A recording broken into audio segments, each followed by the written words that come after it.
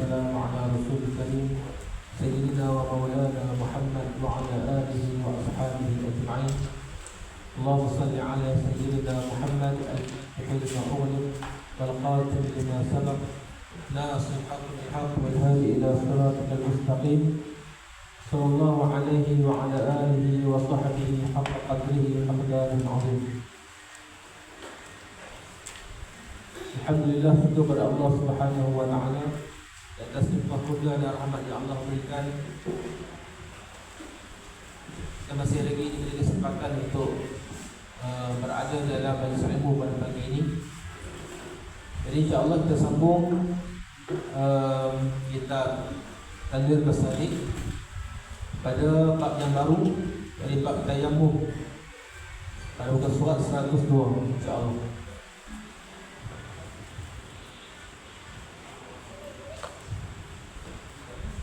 Baik, bismillahirrahmanirrahim.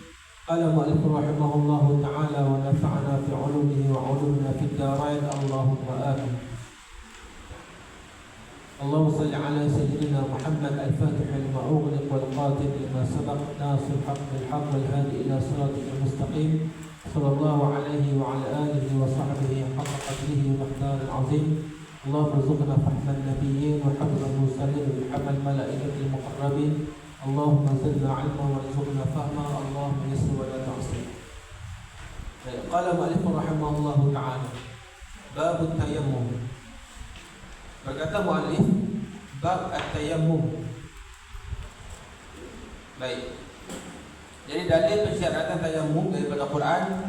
Allah Ta'ala fi Kitabil Karim ba'da a'udzu billahi minasyaitonir rajim. Wa in kuntum marda aw 'ala safarin aw jaa'a ahadun minkum min al-ghadi aw lamastum an-nisaa falam tajidu ma'an fatayammamu sa'idan tayyiban famsahu biwujuhikum wa aydikum minhu. Surah Al-Maidah ayat 6. Firman Allah Ta'ala, jika kamu sedang sakit atau dalam musafir, atau seseorang dari kamu datang dari tempat membuang air, atau kamu menyentuh perempuan lalu kamu tidak mendapati air, maka tayammumlah dengan tanah yang suci, maka sapulah debu ke muka dan tangan kamu. Baik, itu dalil daripada Quran. Adapun dalil daripada hadis berkenaan dengan tayammum, an Huzaifah radhiyallahu anhu qala Rasulullah sallallahu alaihi wasallam wa ju'ilat lana al-ardu kullaha masjidan wa ju'ilat tarbatuha lana tahura idza lam najid al-ma'. Rawahu Muslim. Daripada Huzaifah radhiyallahu anhu, Rasulullah sallallahu alaihi wasallam bersabda, keseluruhan muka bumi dijadikan masjid untuk kami dan jadikan tanahnya sebagai alat menyuci apabila kita tidak mendapati air. Baik, itu dalil daripada hadis. Kemudian daripada Aisyah radhiyallahu anha, qalat kharajna ma'a Rasulullah sallallahu alaihi wasallam fi ba'd asfarihi hatta idza kunna bil bayda aw bi zati jaysh in qata'a aqdu li fa aqama Rasulullah sallallahu alaihi wasallam 'ala timasi fa aqama an-nasu ma'ahu wa laysa 'ala ma'in وليس معهم ماء فأتى الناس إلى أبي بكر الصديق رضي الله عنه فقالوا ألا ترى ما صنعت عائشة أقامت برسول الله صلى الله عليه وسلم وبالناس وليس على ماء وليس معهم ماء. قالت عائشة فجاء أبو بكر ورسول الله واضع رأسه على فخذه قد نام فقال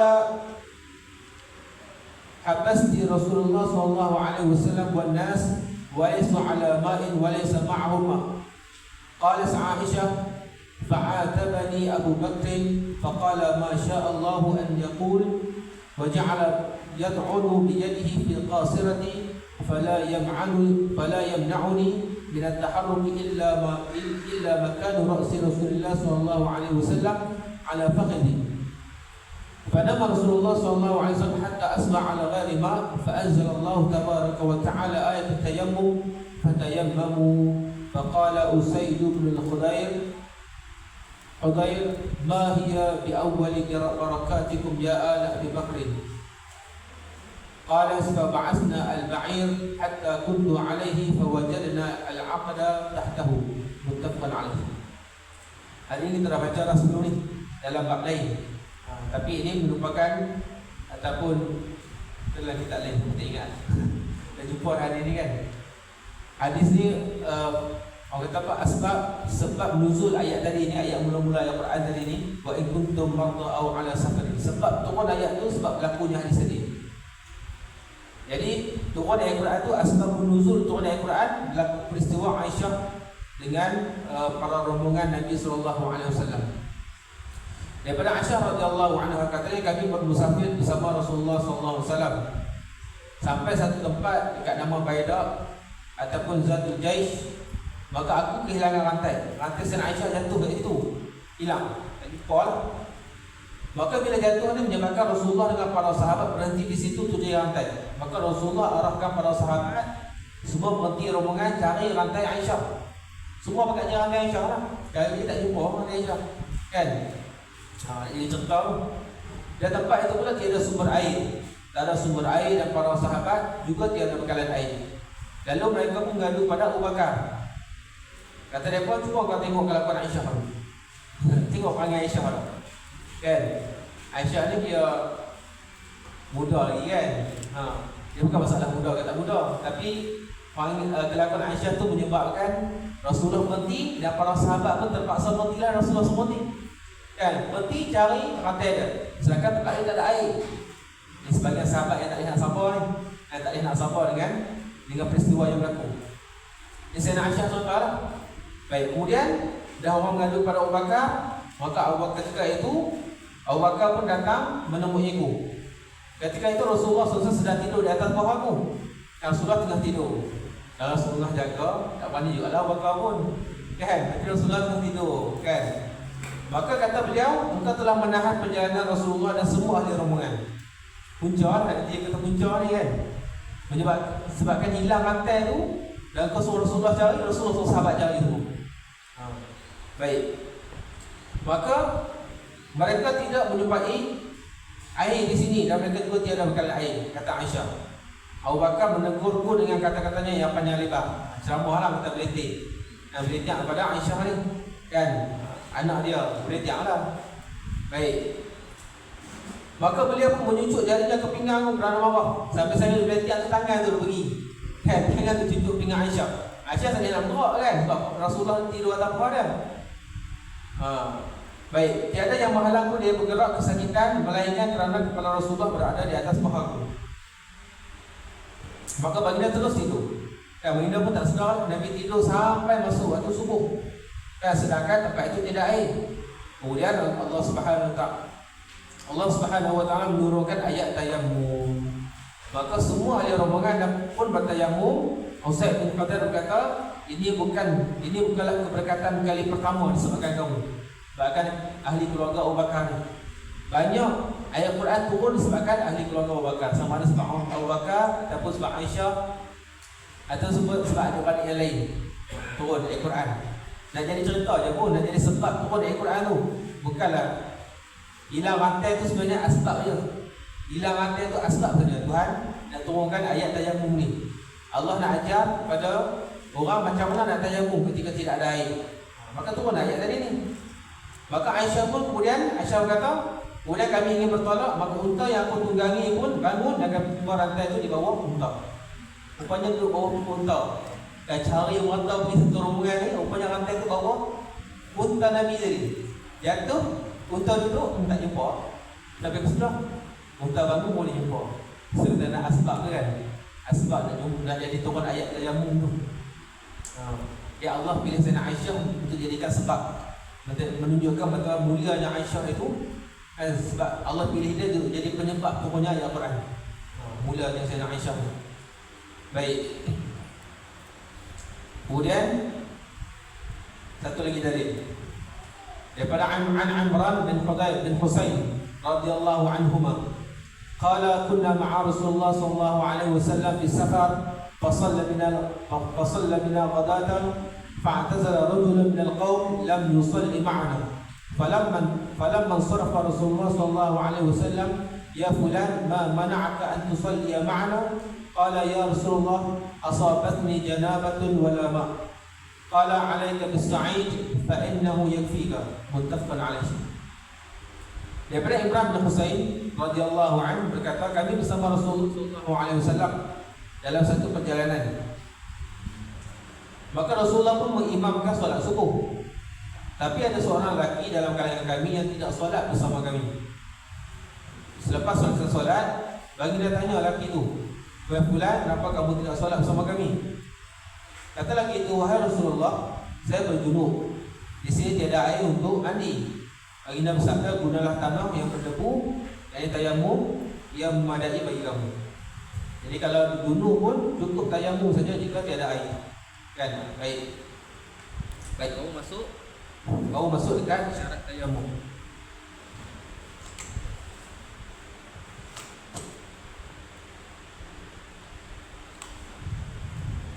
Baik. Itu kenaan dalil lah, dalil pensyaratan tayamum, sebab nuzul, sebab turunnya ayat tayamum dan beberapa kaedah jika berlakunya hadas ketika tiada air. Syurutut tayamum salah satu. Baik, berkata muallif syarat tayamum ada 3. Ahaduhuma an yaqa' ba'da dukhulil waqti in kana li fardin aw li naflin muaqqat bal yajibu naqlu turab fil waqti. Baik, tayamum yang pertama ialah tayamum mestilah berlaku selepas waktu solat sudah masuk. Nak ambil tayamum itu kan mestilah dah masuk waktu baru kita ambil tayamum. Untuk solat fardu pula, kan, untuk solat fardu ataupun solat-solat yang lain lah yang berwaktu. Kita nak buat solat tersebut mesti dah masuk waktu dia baru kita tayamum. Tak boleh tayamum awal. Baik. Dan satu hadis an Huzaifah radhiyallahu an, qala Rasulullah sallallahu alaihi wasallam, wa ju'ila lana al-ardu kullaha masjidan wa tahura fa ayyuma rajulin min ummati adrakahu as-salah falyusalli. Kata Nabi SAW, wa fi riwayatin li Ahmad, ayyuma adrakatni as-salatu tamassahtu wa sallaitu. Kata Nabi SAW, dijadikan bumi untuk kami, untuk kita sebagai masjid. Maksudnya nak sembahyang kat mana pun tak apa, kan, selagi mana tempat tu bersih. Sembahyang di mana pun boleh. Dan alat bersuci. Bumi ni masjid dan alat bersuci. Tak ada air boleh guna tanah untuk tayamum. Siapa saja di kalangan umatku yang sudah masuk waktu solat, fal yusalli, hendaklah dia solat. Dengan cara tayamum tadi lah, kan, tak ada air, dah masuk waktu barulah solat. Dalam riwayat Ahmad, kata Nabi SAW, apabila aku ingin solat, maka sudah masuk waktu, maka aku menyapu debu tayamum dan mendirikan solat. Jadi syarat utama nak tayamum kena masuk waktu dulu, baru boleh bertayamum. Baik.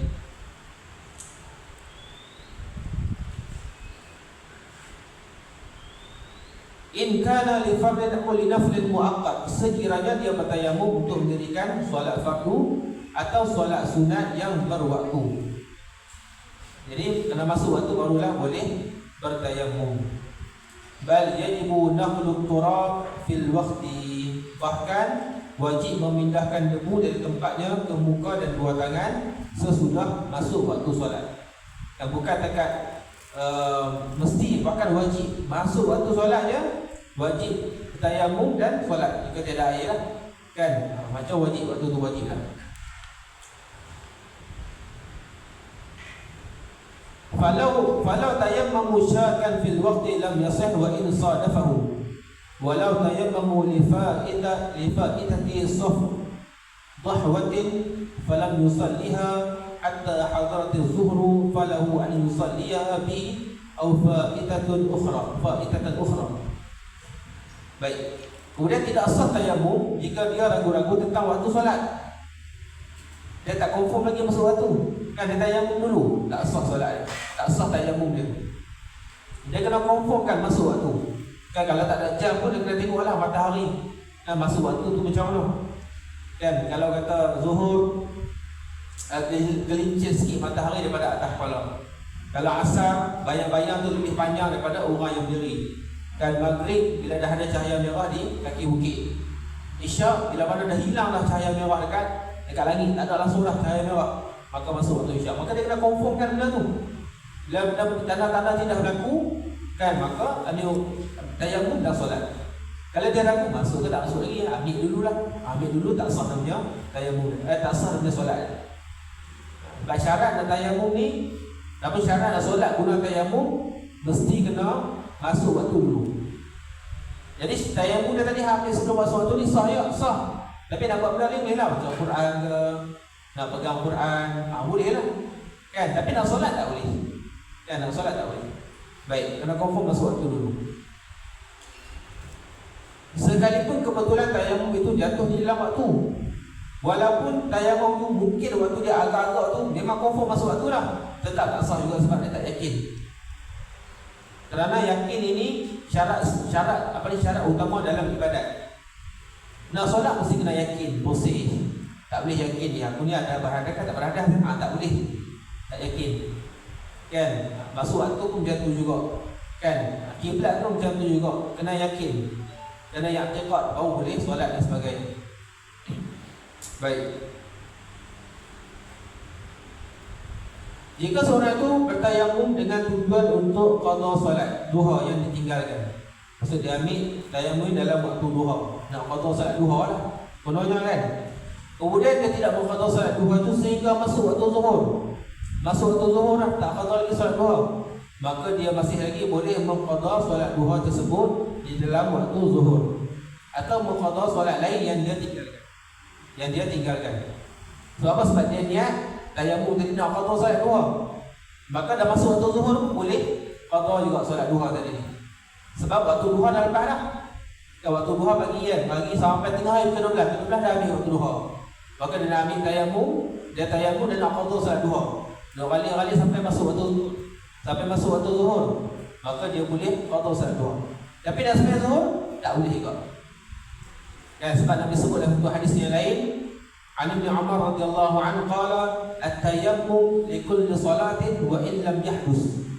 Nabi sebut dalam satu hadis daripada Ibn Umar radhiyallahu anhu, tayammum itu li kulli salatin, bagi setiap solat. Wa in lam yahdus, sekalipun orang itu tidak berhadas.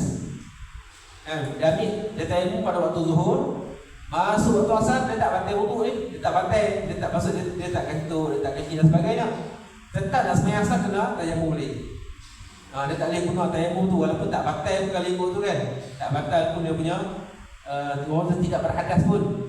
Tayammum tetap kena buat tayammum lain. Tayammum baru untuk solat fardu. Sebab Nabi sebut sekali at-tayammum likul solat. Tayammum tu mesti bagi setiap solat fardu. Dia tak boleh satu solat banyak solat fardu dengan satu tayammum. Tapi kalau benda sunat boleh guna banyak kali. Kan? Berapa ratus solat pun tak apa. Kan, solat berapa ratus rakaat pun tak apa dalam satu tayammum. Baca Quran berapa lama pun tak apa dalam satu tayammum. Benda sunat tidak ada masalah. Baik, dalam kita kenal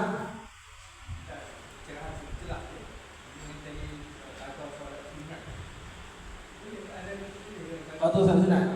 Boleh? Solat sunat apa saja boleh qada.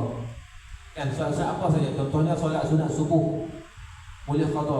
Dah masuk waktu duha dah. Kita lupa sembahyang sunat subuh tadi, boleh sembahyang dalam waktu duha. Qada lah, dia qada. Solat sunat qabliyah zuhur, tak sempat sembahyang qabliyah zuhur, nak sembahyang selepas zuhur, qada sembahyang sunat qabliyah zuhur. Boleh. Dan sunat yang lain boleh qada juga, tak ada masalah. Kan? Baik. Semua solat boleh qada, sama ada sunat ataupun fardu. Cumanya ulama berbeza pandangan. Dah ada orang yang tertinggal solat fardu yang banyak, adakah boleh sembahyang sunat? Ini ulama berbeza pandangan. Kan, dia start sembahyang umur 20 contohnya kan. Baru start sembahyang umur 20, pada 15 sampai 19 tak solat. Jadi dia kena qada dalam tempoh 5 tahun tu, dia kena qada. Maka ulama berbeza pandangan. Sebagian ulama kata dia tak boleh sembahyang sunat, dia kena qada dia sembahyang. Sebabnya sembahyang sunat tu tidak ada manfaat bila solat fardu dia tidak ada qada lagi. Sebagian ulama kata macam tu. Sebagian yang kata boleh qada dan boleh sembahyang sunat. Boleh buat dua-dua. Tapi hak paling utama kena habis yang qada dulu. Hak 5 tahun tu. Kan, jadi macam mana? Mudahnya setiap kali sembahyang buat 2 kali lah. Ya, sembahyang zuhur 2 kali, asar 2 kali, maghrib 2 kali, isyak 2 kali, subuh 2 kali selama 5 tahun. Maksud saya kan kena cantik lah kot. Nak ingatlah aku start foto ni tahu bila umur 20-an, umur 21 belajar tahu okay. Habis umur 26 ni. Ya, lepas tu buatlah ibadat sunat lain. Baik, sebab dalam mazhab Syafi'i wajib qada sembahyang. Dalam mazhab Hanafi tak ada qada sembahyang. Tinggal berdosa terus. Maka tinggal berdosa terus. Kan? Maka sebab kata Imam Abu Hanifah, waktu nak qada tu dah tak ada. Waktu yang kita tinggal zuhur semalam, nak qada ke hari ni dah tak ada waktu tu. Jadi kalau jadi tak boleh qada. Tapi dalam mazhab Syafi'i wajib qada juga. Mudah-mudahan Allah mengampunkan dosa dan menggantikan solat yang tertinggalkan. Baik. Jadi kalau selalunya orang yang istiqamah sembahyang duha tak tinggal, sembahyang sunat, subuh tak tinggal, kalau tertinggal mesti dia akan qada. Dia akan rasa tak lengkap. Dia akan qada. Orang-orang macam dia akan qada sembahyang duha, sembahyang tahajud, sembahyang sunat subuh, sembahyang yang orang kata fadilat besar-besar ni lah kan. Mesti dia orang akan qada untuk dapatkan juga fadilat yang disebut oleh Nabi SAW ni. Baik. Dalam kitab Iqna dia lebih jelas mensyarahkan tentang likulli solat tayammum, likulli solat. Tayammum ni bagi setiap solat. Bukan takat solat je, benda fardu yang lain pun mesti satu tayammum, satu fardu saja. Contohnya khutbah kena ada wudu. So sembahyang Jumaat ni pun kena ada wudu juga. Jadi khatib dia kena tayammum sebelum khutbah. Turun nak sembahyang ni kena tayammum sekali lagi. Sebab khutbah tu wajib, sembahyang pun wajib juga. Macam tu juga dengan tawaf. Kan tawaf.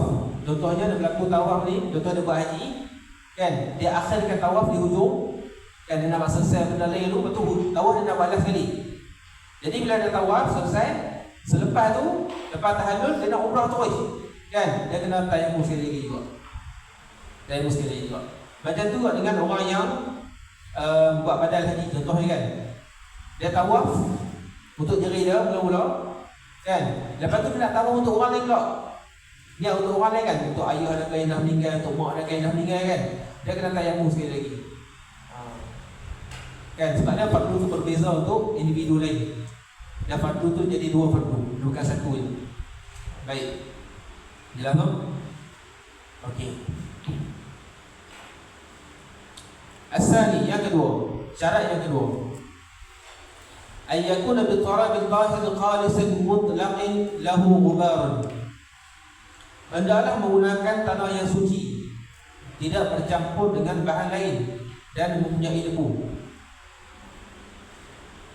Walau bi ghubarin rablin wala rablin mutamahhisin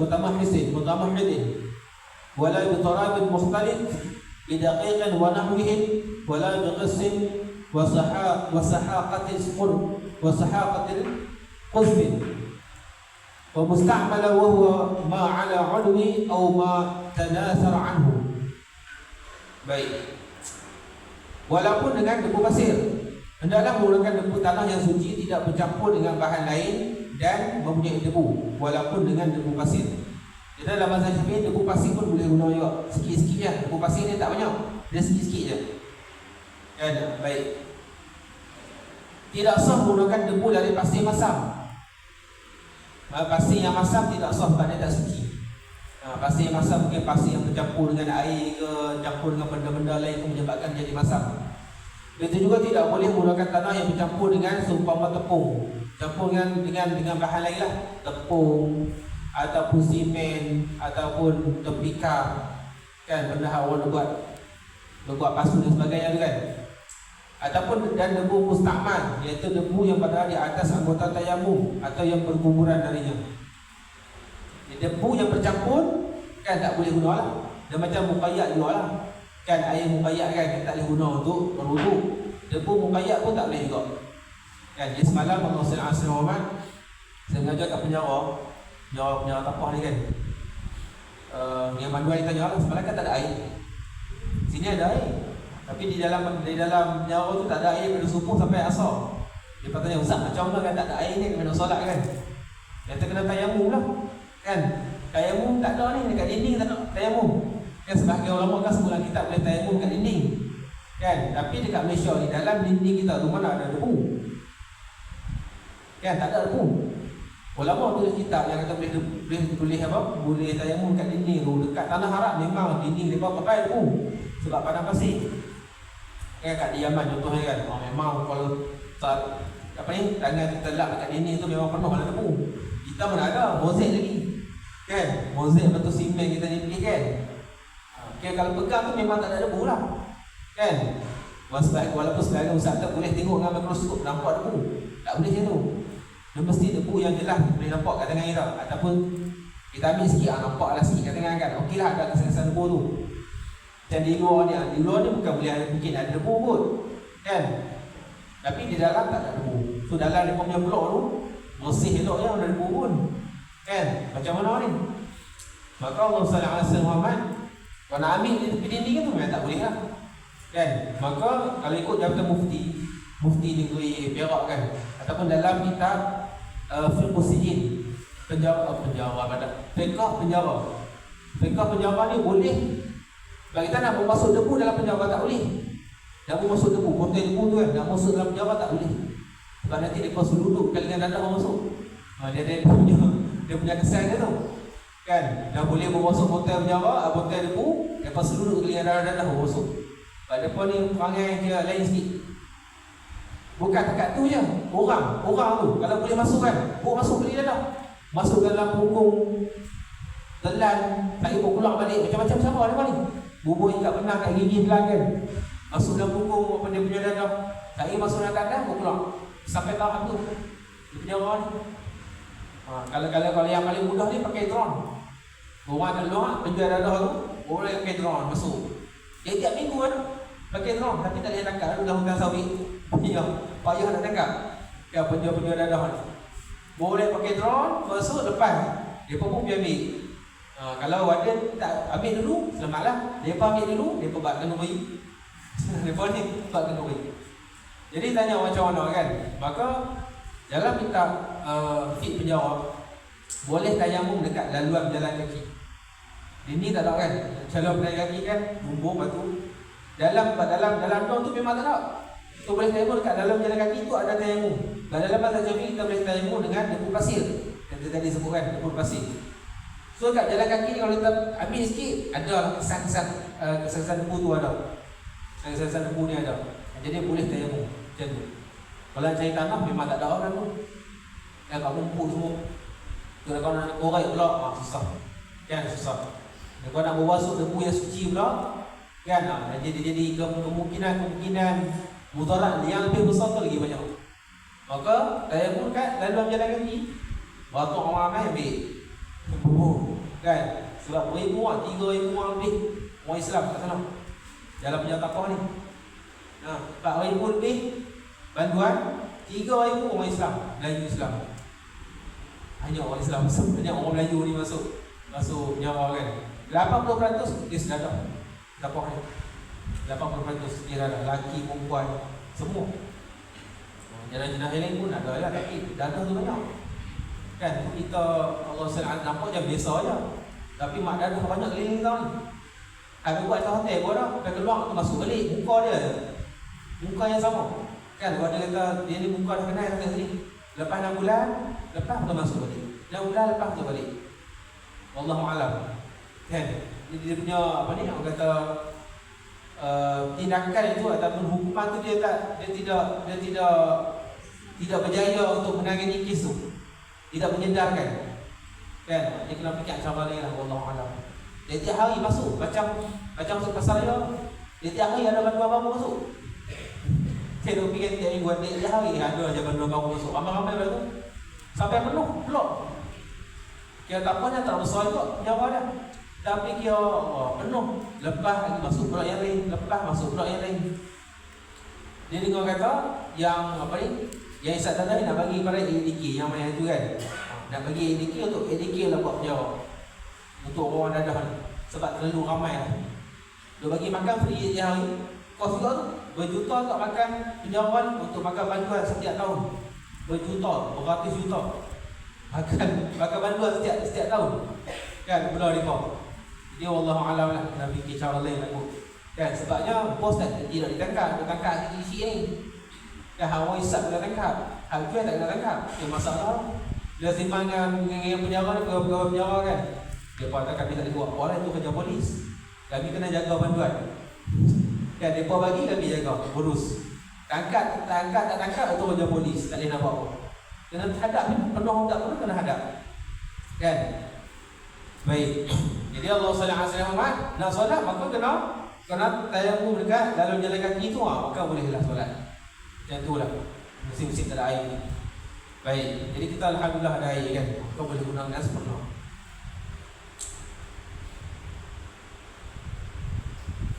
Baik, wasalis yang ketiga. Syarat yang ketiga, al-ajzu 'an isti'malil ma' fatayammamu al-ajizu 'an isti'malih. Yang ketiga, tidak mampu menggunakan air. Maksud sakit ke apa ke, tak boleh guna air, tak boleh guna air. Wa yakunu 'ala al-ahdasi kulliha wa yastabihu bihi al-junub wal ha'id ma yastabihani bil ghusli. Fa'in ahdasa ba'dahu haruma 'alaihima ma yahrumu bil hadath al-asghar. Baik. Tayamum boleh menggantikan semua jenis hadas. Tayamum ke, maka semua ibadat boleh buat. Semua ibadat boleh buat. Adapun orang yang tayamum ni boleh angkat hadas kecil, boleh hadas besar pun boleh angkat. Tak ada masalah. Maka orang junub dan haid boleh melakukan perkara yang dibolehkan selepas mandi wajib. Kan mandi wajib guna tayamum. Dah tayamum, okey, bolehlah buat benda ni. Boleh baca Quran, boleh sembahyang, boleh apa pun. Orang yang haid, orang yang junub, kan air tak ada, tayamum guna tanah. Boleh buat benda-benda yang diharuskan ketika berwuduk ataupun mandi wajib. Jika mereka berhadas selepas tayamum, mereka hanya diharamkan melakukan perkara yang diharamkan dengan sebab hadas kecil saja. Dah mandi wajib guna tayamum kan junub, kita pun tayamum lah. Kemudian berhadas, masuk tandas air kecil ke, kentuk ke apa-apa, maka dia tak dihadas besar, dia hadas kecil je. Tayamum balik lah, tayamum balik boleh solat, boleh bukan besar tu Quran balik. Sebab bila bertayamum, terangkat dah hadas besar tadi. Dah terangkat hadas besar. Mandi junub tu dah selesai dengan tayamum. Berhenti pada haid dia dah selesai dengan tayamum. Maka bolehlah buat benda-benda yang harus ketika berwuduk ataupun mandi wajib. Selesai. Baik, Allah Subhanahu wa ta'ala alam. Ada soalan ke?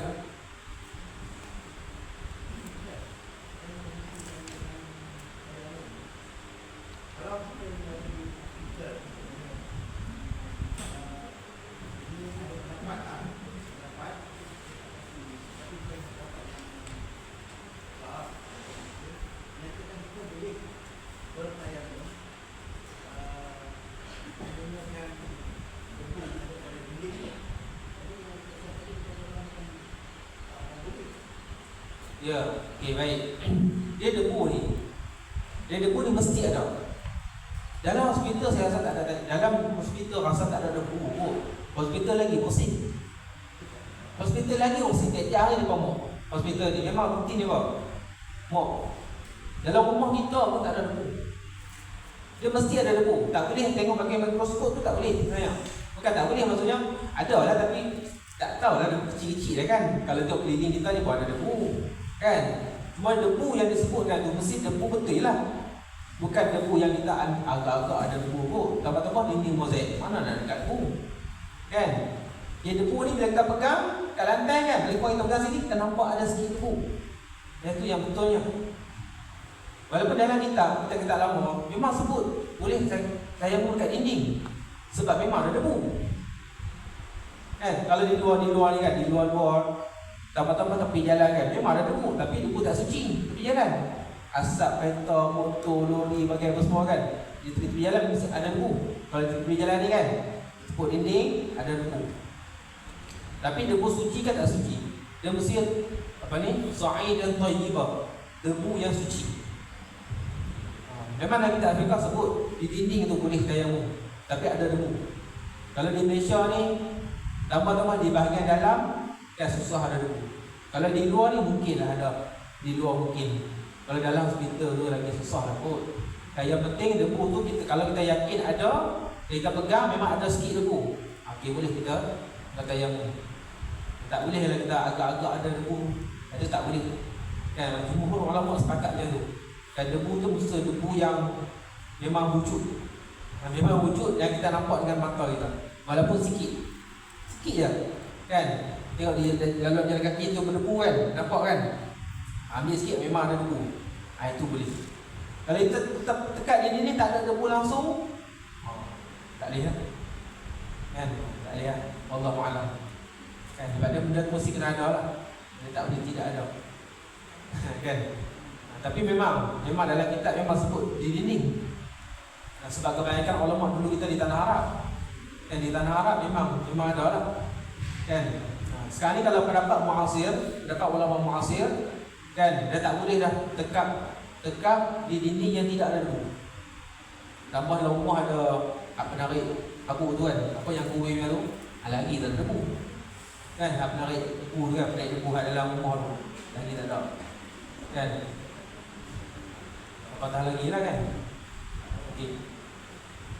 Wallahu a'lam.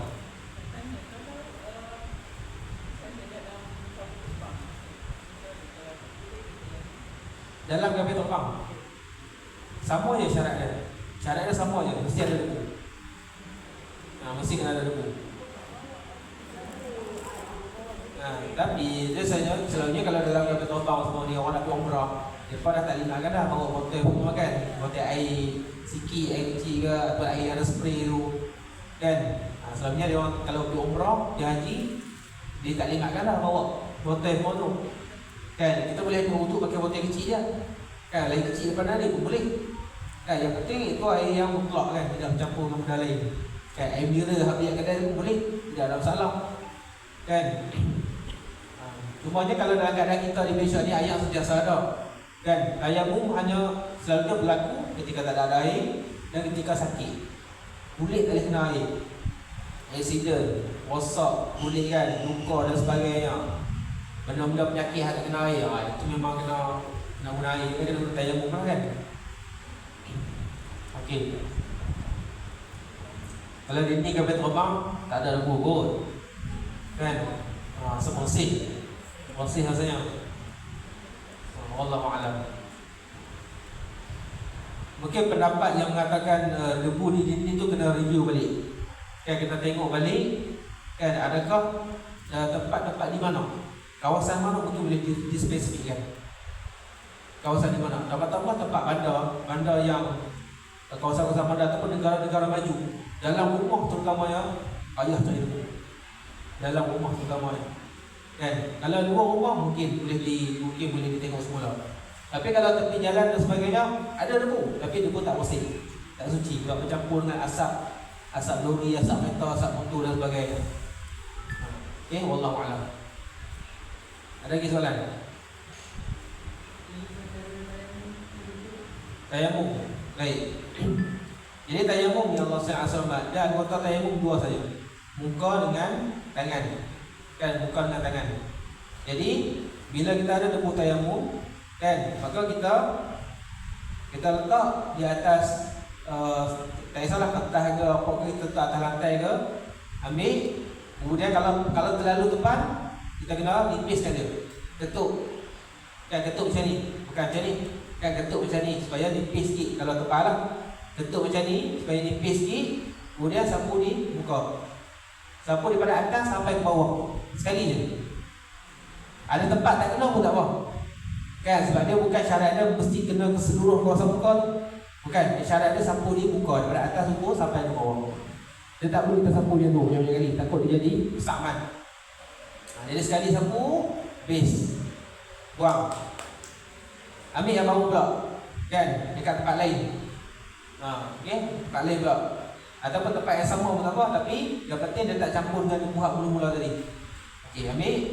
Kemudian kalau tempat nipiskan dia, letak daripada belakang 4 jari. Kan 4 jari daripada belakang, letak di atas jari juga.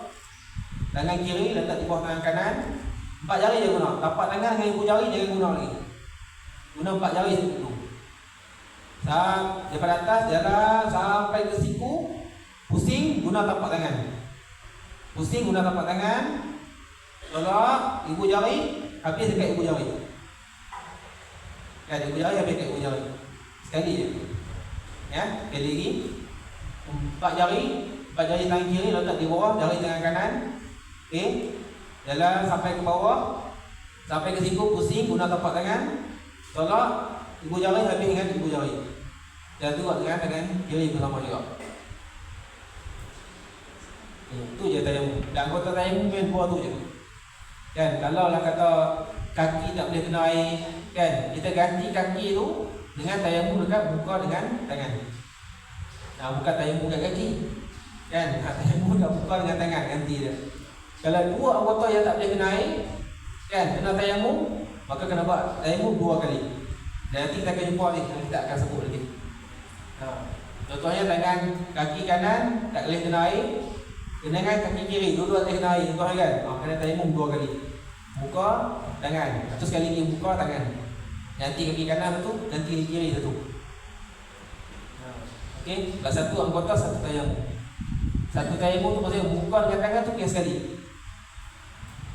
Okey. Baik. Kalau luka tu dekat anggota tayamum pun sama juga. Kan sekali lah contohnya tangan luka sikit. Okey, belah sini kita untuk lah dia biasa. Basuh muka untuk dia biasa semua. Tangan kanan dah basuh untuk, tangan kiri luka. Okey, kita basuh tempat yang tak luka tu pakai air. Sampai situ, okey, keringkan tangan tayamum. Tayamum muka, lepas tu tangan kanan, tangan kiri. Lepas tu sambung basuh kepala, lepas tu kaki. Pakai air. Okey? Jelas tak? Jadi dekat mana anggota tu luka? Dekat situ lah. Waktu tu lah kita tayamum. Kan? Kalau luka kat tangan kanan, ambil air basuh komor, basuh muka. Tangan kanan, dibasuh air tempat yang tak luka tu. Lepas tu tayamum. Tayamum muka dengan tangan kan. Lepas tu sambung basuh tangan kiri pula. Pakai air. Okey? Lepas tu basuh kepala, tu basuh kaki. Jelas tak? Dah. Muka dengan tangan dua-dua sekali. Luka dengan kanan, kan? Tayamum muka dengan tangan ganti satu tempat dengan air. Bukan tayamum dekat tempat yang tu je. Nah. Okey, baik. Kalau bersimen, jadi Allah SWT dalam mazhab Syafi'i, bersimen ni mesti kena pakai dalam keadaan suci. Dia kita qiyas dengan pakai khuf. Tapi kebanyakannya yang berlaku ni simen terus lah. Dia tak kira fashion tu ada wudu kan, tak ada wudu kan. Terus simen. Jadi secara realitinya payah nak buat. Kecuali doktor tu memang adil lah. Daripada dia cuci luka semua patah kan. Dia tolong ambil wudu dekat fashion tu. Kan, lepas tu dia simen kan. Selamat. Kalau pakai simen tu tak dalam keadaan tidak suci, maka dia wajib qada balik semua solat yang dia tak boleh basuh tangan dia tadi ni dengan air kan. Berapa lama? 2 bulan kena qada balik. Sebab dia wudu sebab tu tak sah. Sebab pakai dalam keadaan tak suci. Kalau pakai dalam keadaan suci, tak ada masalah lah. Sapu atas tu je lah macam pakai khuf. Kan sapu dekat tempat yang simen tu je lah, lepas tu semayang je biasa. Maka kata ulama kita boleh pakai pendapat yang membolehkan. Pendapat mazhab Maliki dengan mazhab Maliki dengan mazhab Hanafi yang membolehkan pakai simen itu tanpa suci, tanpa berwudu. Maka boleh, bila pakai simen tanpa berwudu, selepas tu kita ambil wudu sapu atas simen tu pakai air lah sapu, bukan pakai tayamum. Sapu pakai simen, sembahyang macam biasa tak perlu qada. Dia pendapat mazhab lain, kena taklid mazhab tu lah. Tapi kena mengaji lah. Gaya orang mengaji je boleh taklid mazhab. Orang tak mengaji, tak belajar, tak boleh taklid mazhab. Kalau ikut pendapat mazhab Syafi'i, tak boleh. Kan, nak pakai simen dalam keadaan suci. Macam pakai khuf. Lepas tu baru boleh sapu atas simen tu. Sapu pakai wudu. Sapu pakai air, bukan pakai tayamum. Sapu pakai air. Macam tu dengan balutan-balutan. Tak simen, balut je. Sama juga. Dia panggil jabirah, masalah jabirah. Dan kita sapu di atas tempat yang dibalut. Sapu air lah, bukan sapu ni. Basahkan tangan, sapu je tu je. Bukan sampai lecun. Kan, basahkan tangan tu sapu atas tempat yang dibalut tadi kan. Kalau kita sedar, kita bolehlah bagi tahu kan, sebelum nak balik ni ambil uduk dulu. Kebenaran kan, ambil uduk dulu kan. Kalau tak ambil uduk, kena taklid mazhab lah. Tapi susah, secara realiti tu susah nak buat. Jangan berlaku. Tapi sebenarnya di hospital ni semua ada pegawai agama. Di Intan ada pegawai agama, Tapah ada unit agama. Saya besar berceramah itu. Atau ada seorang kawan kerja yakin kan, pindah daripada pejabat, pindah pergi duduk di hospital Intan bagi unit agama. Dia daripada ada dah benda tu. Memang dah kerajaan memang dah usulkan mereka dan sejak letakkan satu pegawai. Adalah seperti yang tak ada, tapi kebanyakan ada. Dia boleh minta nasihat sebenarnya. Mungkin dia kalau kabut ke apa-apa, dia payah malas dengan tempat tak boleh malu kan. Okey lah kan. Tapi kalau ikut tu ada unit agama masing-masing. Dekat penjara ada, dekat polis ada. Semualah tempat kerajaan ni ada seorang apa ni pegawai agama. Bolehlah minta pendapat dan mungkin boleh usahakanlah macam mana nak buatkan dalam keadaan kritikal tu macam mana. Kalau pasien ramai mungkin payah kot. Pasien ramai accident sekali, apa ni satu bah. Satu bah pegang kabut lah. Kan nak balut kawan tu lagi, balut kawan ni lagi, macam mana kan nak ambil wudu pula kan. Susah. Atas sebagai ulama atas secara realiti susah nak buat. Secara realiti maka kena taklid mazhab. Taklid pada mazhab pendapat yang boleh kata pakai balut tu tanpa berwudu dan tak perlu potong salat. Bila sapu atas tu kan, sebab nak buka simen tu 2 bulan juga tu. Kan, tak nak elok kan. Wallahu a'lam. Ada soalan lagi? Kita pun dah 10:30 ni. Ingat.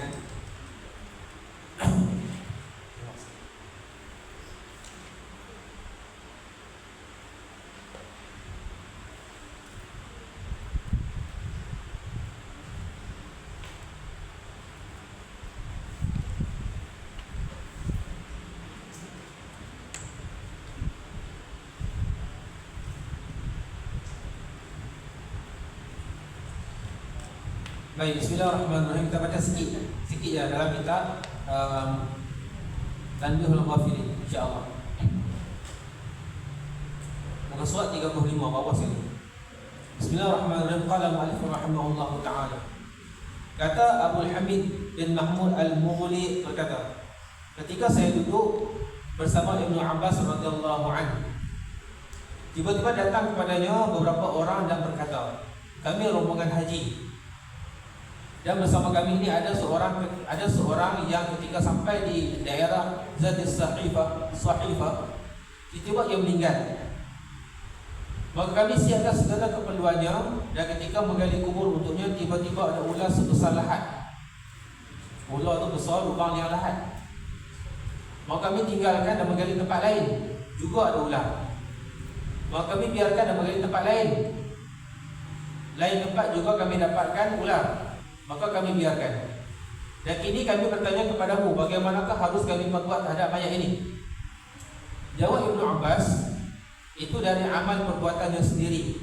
Lebih baik kamu kubur sahaja. Demi Allah, andaikan kamu menggali bumi ini semua, nescaya akan kamu dapatkan ular di dalamnya. Maka mereka kembali dan menguburkan mayat itu di salah satu kubur yang sudah digali.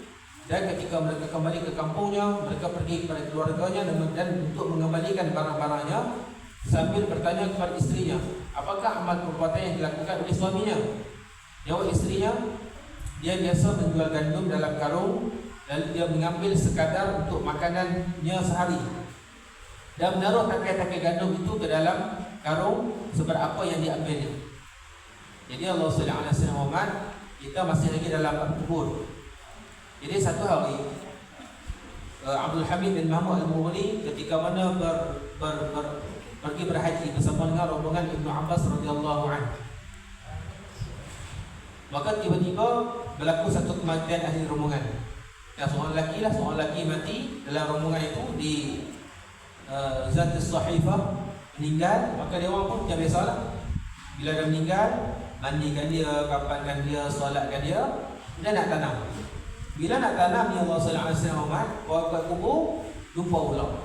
Bawa kubur, jumpa ular. Memang ada dalam hadis Nabi SAW, orang yang buat dosa sekian-sekian, memang akan ada ular yang menunggu dalam kubur dia. Tapi mereka ni jumpa terus secara realiti. Maka orang tu nampak ular kan. Jadi Allah sallallahu alaihi wasallam Muhammad korang di mana pula? Korang di luar lain nampak lagi ular. Ular besar yang lahat. Dalam hadis Nabi sebut ular sebesar tengkok sebesar leher unta. Besar kan, dia pun besar yang lahat juga kan. Ular tu menunggu untuk seksa orang dalam kubur. Jadi Allah sallallahu alaihi wasallam Muhammad orang di mana kau di mana? Akhirnya jumpa Ibn Abbas. Sebab dah banyak kali lupa dah korang kan, jumpa Ibn Abbas. Kata Ibn Abbas itu adalah amalan daripada perbuatan dia sendiri. Dia buat dosa kat dunia ni yang menyebabkan ada sisaan yang telah disediakan untuk dia. Ada sejenis-jenis dosa ni. Contohnya macam dosa ni lah, dosa tipu dalam penimbangan. Dosa tipu ketika jual beli kan, jual benda tak elok kan, dia berniaga tak habis benda hari ni. Benda tak habis ni esok dia letak ke atas, elok letak bawah. Itu pun salah satu penipuan juga kan. Jadi dah habiskan benda yang tak habis dulu, dia jual benda yang tak habis dulu kan, sedangkan benda tu dah tak fresh dah, dah tak elok dah. Kemudian barulah jual benda tak elok, masuk dalam penipuan juga. Apatah lagi kurang dalam timbangan kan. Asal benda tu 50 gram, tulis kat plastik 50 gram kan, tiba-tiba 30 gram je contohnya kan. Itu penipuan juga tu, termasuk dalam penipuan. Jadi benda, banyak benda dalam parti lah. Sekarang kita tak sedar benda tu kan, kita tak sedar penipuan yang berlaku ni. Baik, kemudian tanamlah, punya Abah kata tanamlah. Kalau korang seluruh dunia ni pun tetap akan jumpa ular tu juga. Maka tanamlah dekat salah satu rumah yang dia rokok tadi. Bila balik jumpa isteri dia tanya, kata isteri dia selalu bila jual barang dekat orang, dia kurangkan gandum yang ada dalam tu, dia ganti dengan tangkai kering je. Tangkai gandum lah. Dia ambil gandum, tangkai tu dia kumpul dalam bekas yang dia nak jual tadi. Berat sama juga tapi bukan gandum, tangkai gandum. Bukan gandum, tangkai gandum kan yang dia jual. Tipulah kat situ. Orang timbang gandum, orang buang tangkai kan. Gandum asalnya sekilo, buang tangkai tinggal 900 gram kan. Maka termasuk dalam penipuan. Maka bila dia mati, dekat dunia dah kena seksa. Sebelum masuk kubur lagi dah ada dah seksa yang menunggu penisi mati tadi. Dia nak menunggulah mizali. Penipuan ni terlalu banyak di akhir zaman ni. Penipuan dari segi banyaklah urusan online ke, urusan berdepan ke, penipuan ada je. Maka kita cuba elakkan diri kita daripada terlibat dengan apa jenis penipuan yang ada lah. Apa jenis penipuan. Kalau kita boleh elak, kita elakkan. Selamatkan diri kita dan selamatkan orang yang melakukan penipuan itu. Kalau kita terpilih penipuan dia dosa. Dia dosa sebab kita terpilih lah kan. Kita ni tak ada dosa apa lah, kita tak tahu kan, tapi dia tu berdosa. Jadi kalau kita selamat, kita tak terpilih benda tu, maka dia pun selamat kan. Na'udzubillah min dzalik. Mudah-mudahan Allah melindungi kita daripada fitnah dunia, fitnah akhirat. Mudah-mudahan Allah melihara kita daripada perkara yang elok. Wallahu subhanahu wa ta'ala a'lam. Al-Fatihah. Alhamdulillah.